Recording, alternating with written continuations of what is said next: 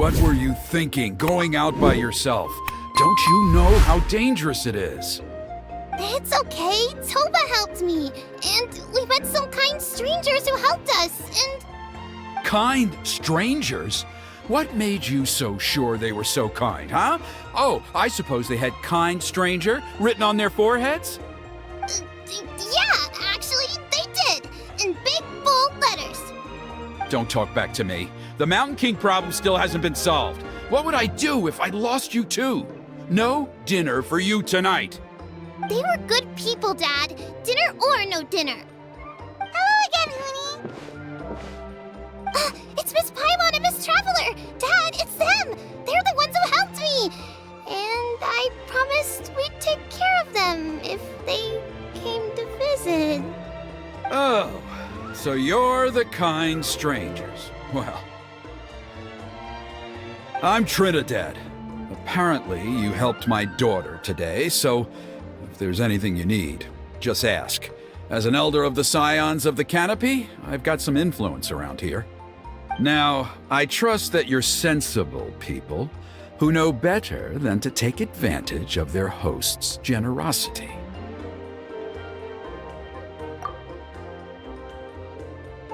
Yep, just helping a neighbor. We're not looking for anything in return. Oh?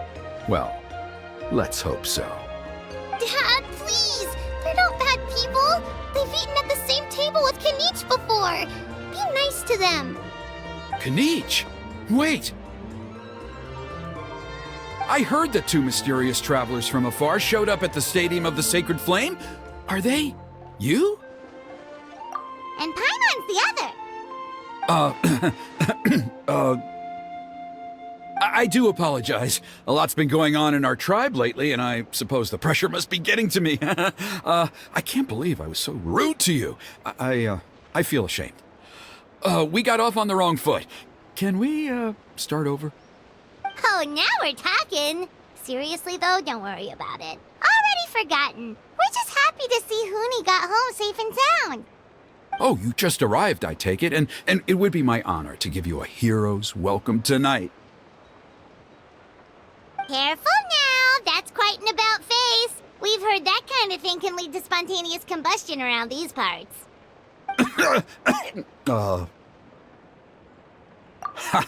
My dear traveler, you are very perceptive indeed. Go inside now, Huni. Dad's got some important business to discuss. Okay. Look after Miss Traveler and Miss Paimon. They're very special guests. Well, we'll hear you out, but we can't make any promises that we'll be able to help. Well, this is a matter of utmost importance. Please, allow me to explain. For many years, our tribe has celebrated the Turnfire Night. It is a traditional ceremony among the Scions of the Canopy in which we remember our ancestor, Burkina, and his companion, Kangamato, the Mountain King. Burkina was a hero who bore the ancient name Malipo, and Kangamato was a powerful Yumkasor warrior. Together, they fought against the Abyss. They were victorious, but it came at a great cost. Burkina paid with his life. The Mountain King survived, but was contaminated by the Abyss, and he remains in hibernation to this day. Normally, Yumkasors never live longer than a century. It is possible that the abyssal power is responsible for his unnaturally long lifespan. Oh, that's right. The Mountain King is a living symbol of our glory, but even this glory comes at a price. The abyssal power inside him is highly sensitive, and when it is disturbed, he awakens and flies into a blind rage, attacking anything that moves. So, besides the ceremony, another important part of Turnfire Night each year is cleansing the abyssal power inside the Mountain King so that he will remain sound asleep. However, Abyss-related incidents have been on the rise in that land lately, as I'm sure you're both aware. As a result, it has become increasingly difficult to keep the Mountain King in hibernation. Only 5 months have passed since the last Turnfire night, and he's already showing signs of instability. Has he woken up again? He has. We managed to contain the situation by performing a makeshift ceremony right away, but it was a close call. He could reawaken at any moment. Also, he attacked and wounded my companion, Nana, during the ceremony. She became contaminated by the Abyss as a result, and... We heard. Such a tragedy. We're really sorry for your loss. Yes, and Nana wasn't the first. Anyway, right now we're preparing for an exceptional Turnfire Night ceremony, and we need to find a suitable flame bearer. From what I've heard about your adventures, I believe you would be perfect for the role. Of course. Plus, he's a bona fide hero who inherited the Malipo name. Oh, you mean Kinich? Yes, he's the one. A hero, worth his weight in gold. And unfortunately for us, he's all too aware of that. No prizes for guessing what he said when I asked him to host a Turnfire night outside of the annual schedule. An exceptional ceremony? Oh, I'll have to charge an exceptional price. I swear, no other concept exists in that boy's brain. I'm not the one to usually talk about people behind their backs, but I'm convinced the Wyab got hit on the head and took a wrong turn the day it chose to give that ancient name to him. I mean, have you ever heard of a hero whose mantra is, "What's your asking price?" Oh, and don't get me started on that insufferable Ahau he hangs around with. Thinks he's God's gift to mankind. Pompous fool. Yeah, Paimon has to agree on that last part. Anyway, the fact is, the ceremony can just as easily be done without him as long as we can find someone else. And besides, you two seem like much better candidates. So, what do you think? Wonderful! I can't thank you enough. Huni was right about you. You have kindness in your hearts. Come with me to the other side of the mountain. I'll bring you up to speed on each step of the ceremony. Us experienced warriors, I'm sure you'll pick it up in no time.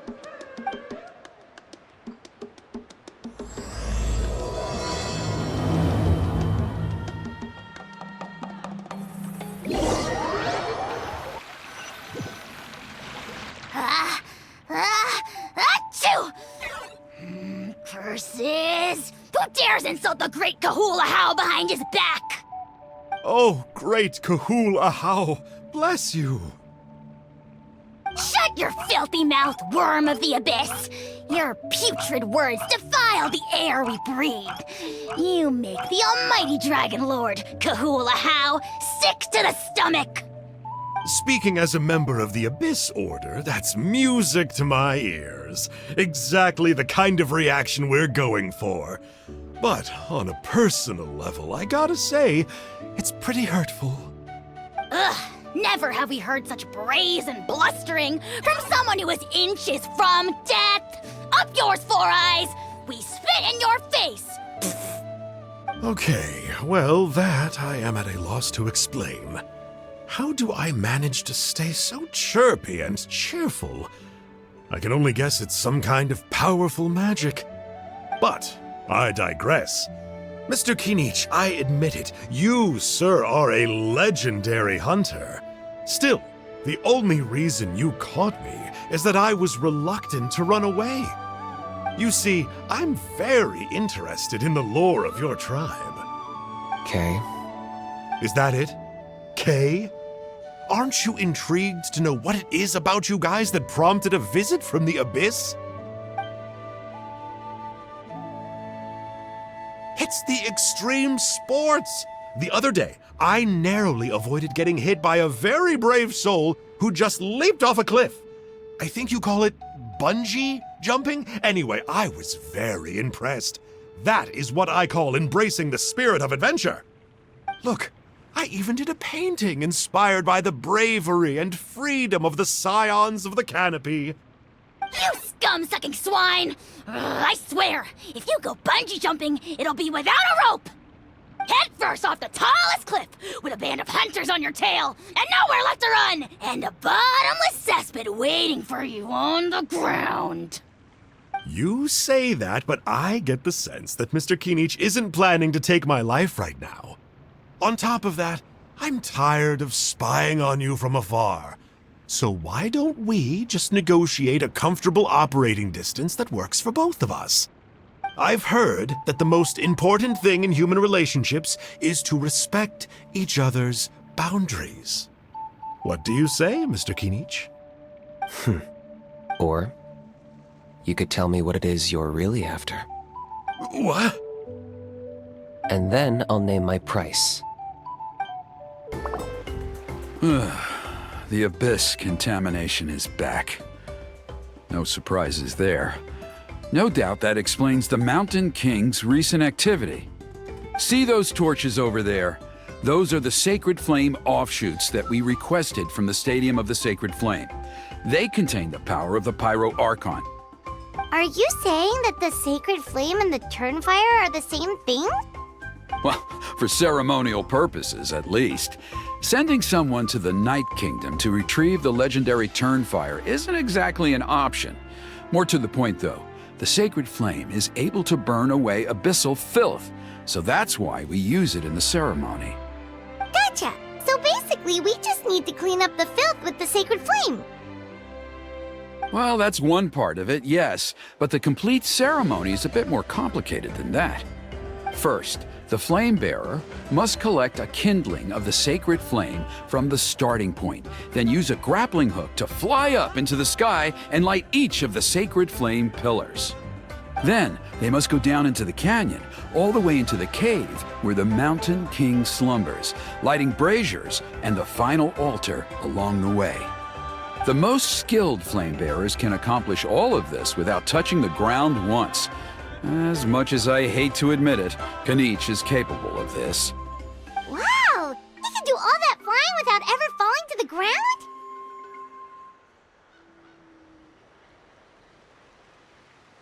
Well, of course Paimon can. It'd be much harder for you guys. Well, don't worry. It's not a requirement of the ceremony. You're allowed to touch the ground. The only thing you're not allowed to do is turn back. The flame bearer must always keep moving forward. You can't skip a pillar, then come back to it after lighting the next one. To do so would be to disrespect our ancestors. So, what actually happens if you do turn back? Surely the fires don't just go out.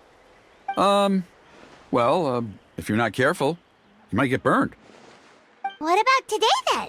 Does the same rule apply? Oh no, don't worry. Today is just a practice. The order doesn't matter. You just need to take the sacred flame, cleanse the filth, then go light all the braziers. Are you ready?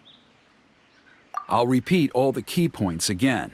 Gather the kindling, cleanse the filth, and light all the braziers. I'll wait for you at the end. Alright, let's use this kindling to complete it. There's abyssal filth over there. Let's burn it away with the sacred flame.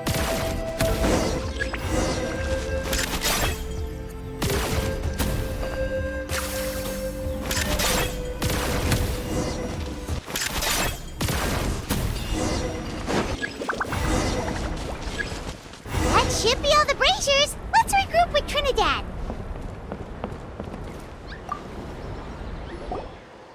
I knew I was right about you. You have outperformed all of the other previous candidates. If there was an ancient name for outstanding flame bearers, I'm sure the Wayab would consider you for the honor. Yeah, although it would probably take Paimon quite a bit longer. All right, now there's still a few days left until the ceremony, and I should probably get back so I can inform the chief and the other elders that I have found the flame bearer we need. Oh, you mean they've still got to sign off on it? Some of them are still hoping we can come to an agreement with Kinich, but that's only because they haven't seen you in action. Still, I'm the one responsible for securing a flame bearer, and my recommendation is you. Just for Paimon's own peace of mind, are you sure it's not going to be a problem having Outlanders take on such an important role in your ceremony? See that place over there? There was a time, long before the age of Burkina and the Mountain King, when we, Scions of the Canopy, called that our home. After a period of upheaval, our ancestors were forced to move away. Now, it has become a place where our youths go to develop courage and kindle a spirit of adventure. If we fail to keep the threat posed by the Mountain King at bay, it might not be long before we have to move again and find a new home. So, to answer your question, I think everyone will agree that you are the right choice. Fair enough. Desperate times call for desperate measures. I'll need you to drop by my place at some point before the ceremony, if that's all right. There are still a few final details that we need to discuss. Okay, see you later then. You have my gratitude.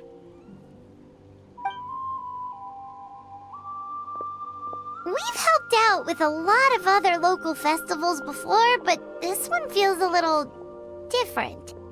Anyway, let's take a break before heading back to Trinidad's place.